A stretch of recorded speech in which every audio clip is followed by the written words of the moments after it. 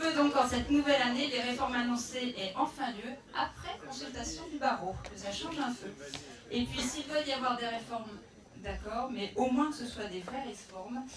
Je vous rappelle qu'on l'a vécu précédemment avec la taxe à 35 € de contribution à l'aide juridictionnelle, réglée par le justiciable. Quand elle a été créée en 2011, la profession s'était émue auprès de nos gouvernants. On avait dit, vous savez, une telle réforme, elle sera certainement inefficace.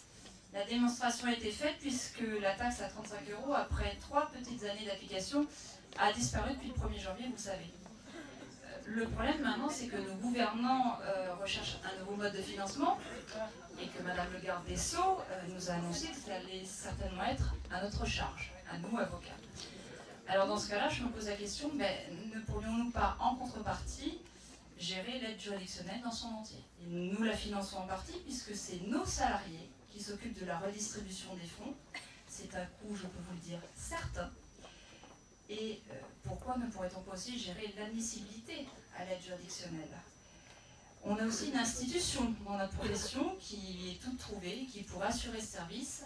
Je pense à la Société de courtage des barreaux. Cet organisme, je vous rappelle, c'est un organisme d'assurance. On n'a jamais pensé à ce qu'il puisse, par exemple, élaborer une protection juridique qu'on pourrait nous-mêmes soumettre au justiciable, mais surtout, comme c'est notre organe technique, on pourrait peut-être cette fois-ci contrôler le barème. Un TGI au fond, c'est 500 €. On pourrait peut-être contrôler ça un peu mieux. Voilà, c'est une idée que je lance. Je vous la soumets, elle est à étudier. Il y en aura certainement d'autres.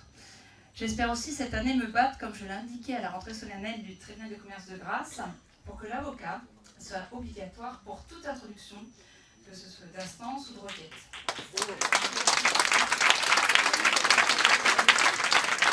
Alors, vous avez souri, Monsieur le Président, lorsque j'ai évoqué. Et lors de votre allocution, vous m'avez répondu en plaisantant que vous envisagez, pour votre part, un accès direct du justiciable à la procédure, par Internet, grâce à des identifiants personnels. Je ne suis pas contre, mais à mon avis, vous n'imaginez pas l'encombrement du guichet universel, la multitude des échanges avec les greffes par mail, qui vont avoir lieu si le justiciable a accès à son dossier. Parce que vous ne pouvez pas vous douter du temps que nous passons à éclairer nos clients sur la technique procédurale, à gérer leur mécontentement lorsque nous avons des procédures de mise en état renvoyées de 9 mois en 9 mois.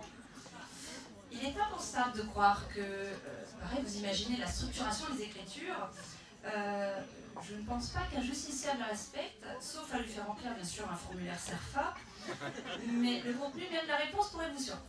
Alors je pense qu'on a une place occupée, c'est celle-là. On doit tout faire pour reprendre notre place et que la postulation, enfin l'obligation de saisir un avocat soit obligatoire devant toutes les juridictions.